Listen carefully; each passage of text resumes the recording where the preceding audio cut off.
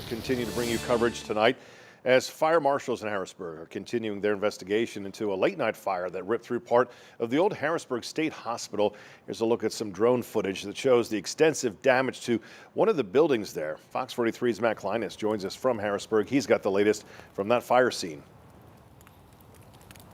Well, Evan, demolition crews have been working throughout the day to tear down the Cherrywood building at the state hospital after it was torn apart by a fire late last night. State fire marshals say the cause of that fire remains undetermined at this time.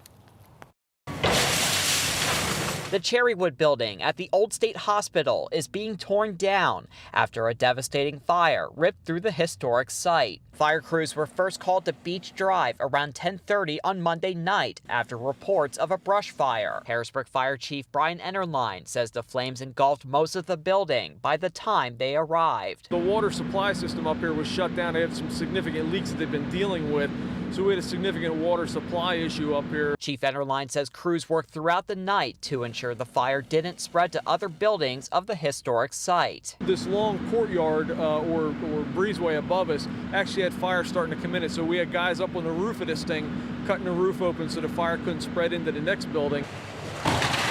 The fire comes as the Commonwealth announced plans to repurpose the state hospital and build a $450 million lab facility. A spokesperson with the Department of General Services tells Fox 43 the Cherrywood building was already scheduled to be torn down next year as part of the renovation plans. I think we are in a holding pattern. David Morrison with the Historic Harrisburg Association says they were going to host a final public tour of the state hospital this weekend before the renovation. He says those plans are now on pause until they hear from investigators. The tour was not going anywhere near where the building that burned down was, so that would not really necessarily be affected, but it's still a, it's a scene of a fire. Morrison says he's grateful first responders were able to protect the site from further damage. The fact that none of the historic buildings were affected is actually good news.